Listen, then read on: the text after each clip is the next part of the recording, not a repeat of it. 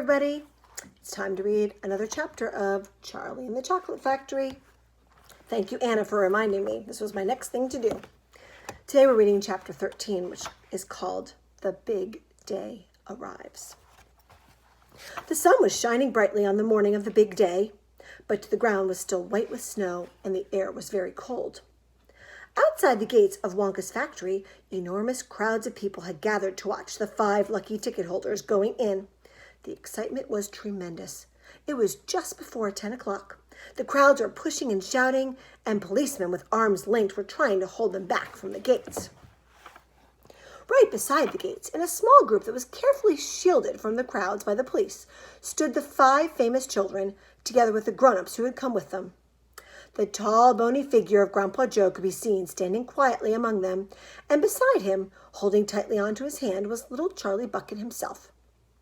All the children, except Charlie, had both their mothers and fathers with them, and it was a good thing that they had, otherwise the whole party might have gotten out of hand. They were so eager to get going that their parents were having to hold them back by force to prevent them from climbing over the gates. "Be patient," cried the fathers. "Be still. It's not time yet. It's not 10 o'clock. Here are all of those kids and their parents. I can see Charlie and his grandpa right there. Behind him, Charlie Bucket could hear the shouts of the people in the crowd as they pushed and fought to get a glimpse of the famous children. "There's Violet Beauregard," he heard someone shouting. "That's her all right. I can remember her face from the newspapers." "And you know what?" somebody else shouted back. "She's still chewing that dreadful old piece of gum she's had for 3 months. You look at her jaws. They're still working on it." "Who's the big fat boy?" "That's Augustus Gloop." "So it is. Enormous, isn't he?" "Fantastic." "Who's the kid with the picture of the Lone Ranger stenciled on his windbreaker?" "That's Mike TV. He's the television fiend." "He must be crazy. Look at all those crazy pistols he's got hanging all over him." "The one I want to see is Veruca Salt," shouted another voice in the crowd. "She's the girl whose father bought up 500,000 candy bars and then made workers in his peanut factory unwrap every one of them until they found a golden ticket. He gives her anything she wants, absolutely anything. She only has to start screaming for it, and she gets it. Dreadful, isn't it? Shocking, I call it. Which one do you think is her? That one over on the left, the little girl in the silver mink coat. Which one is Charlie Bucket?" "Charlie Bucket? He must be that skinny little shrimp standing right beside the old fellow who looks like a skeleton. Right close to us, just there. See him? Why hasn't he got a coat on in the cold weather?" "Don't ask me. Maybe he can't afford to buy one." "Jeepers, he must be freezing." Charlie, standing only a few paces away from the speaker, gave Grandpa Joe's hand a squeeze, and the old man looked down at Charlie and smiled. Somewhere in the distance a church clock began striking 10. Very slowly, with a loud creaking of rusty hinges, the great iron gates of the factory began to swing open. The crowd became suddenly silent. The children stopped jumping about. All eyes were fixed upon the gates. "There he is!" somebody shouted. "That's him!" And so it was. Chapter 14 is called Mr. Willy Wonka. Mr. Wonka was standing all alone just inside the open gates of the factory. And what an extraordinary little man he was. He had a black top hat on his head. He wore a tailcoat made of beautiful plum-colored velvet. His trousers were bottle green. His gloves were pearly gray. And in one hand he carried a fine gold-topped walking cane. Covering his chin there was a small, neat, pointed black beard, a goatee, and his eyes were marvelously bright.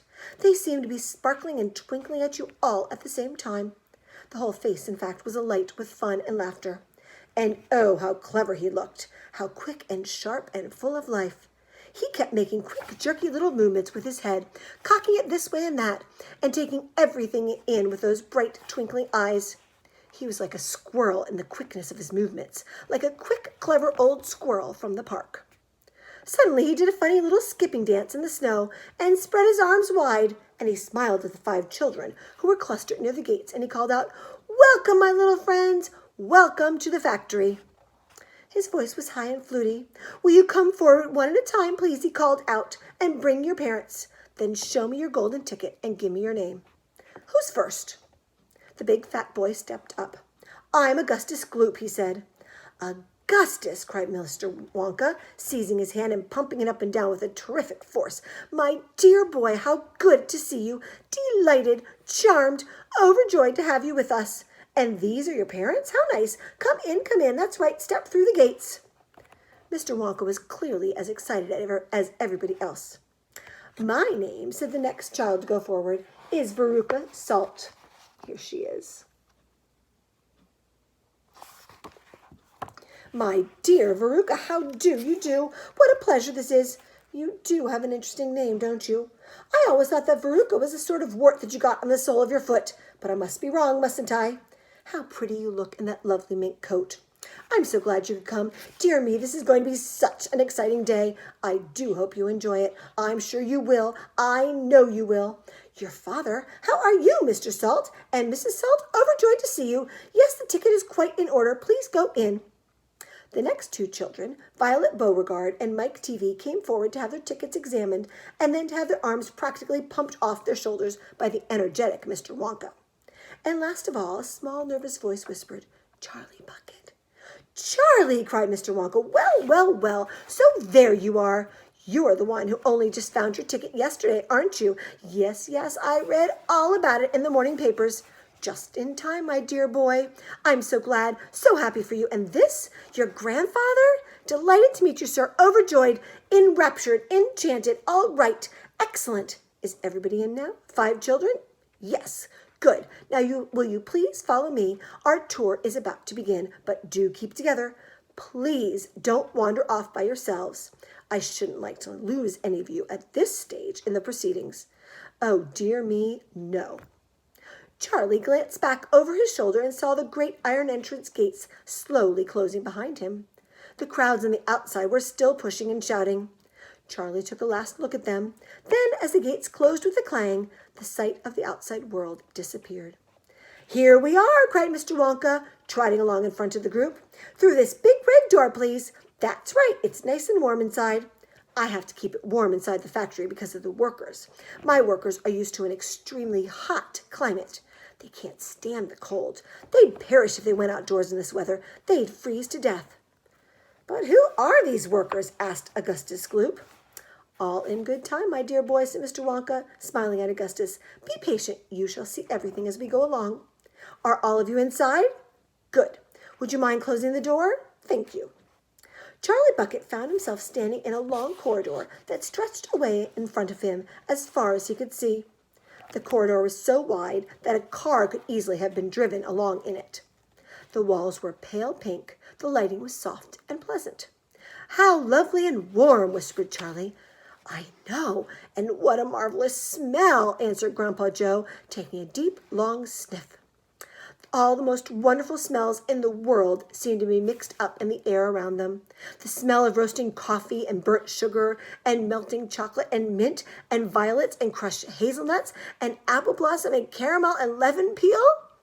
And far away in the distance, from the heart of the great factory, came a muffled roar of energy, as though some monstrous, gigantic machine were spinning its wheels at breakneck speed. Now this, my dear children, said Mr. Wonka, raising his voice above the noise, this is the main corridor. Will you please hang your coats and hats on those pegs over there and follow me? That's the way. Good. Everyone ready? Come on then, here we go.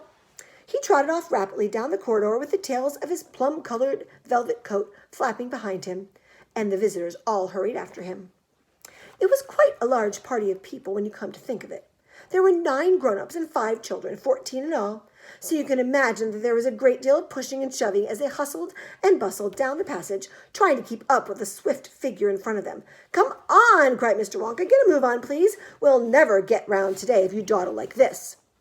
Soon he turned right off the main corridor into another slightly narrower passage. Then he turned left, then left again, then right, then left, then right, then right, then left. The place was like a gigantic rabbit warren, with passages leading this way and that in every direction. Don't you let go of my hand, Charlie, whispered Grandpa Joe. Notice how all of these passages are sloping downwards, cried Mr. Wonka. We are now going underground. All the most important rooms in my factory are deep down below the surface. Why is that? that?" somebody asked. "Well, there wouldn't be nearly enough space for them up on top," answered Mr. Wonka. "These rooms we are going to see are enormous. They're larger than football fields. No building in the world would be big enough to house them. But down here, underneath the ground, I've got all the space I want. There's no limit, so long as I hollow it out." Mr. Wonka turned right, then he turned left, then he turned right again. The passages were sloping deeper and steeper downhill now. Then suddenly, Mr. Wonka stopped. In front of him, there was a shiny metal door. The party crowded around. On the door, in large letters, it said, "The Chocolate Room." And that's the end of that chapter. Tomorrow we'll read chapter 15, which is called The Chocolate Room.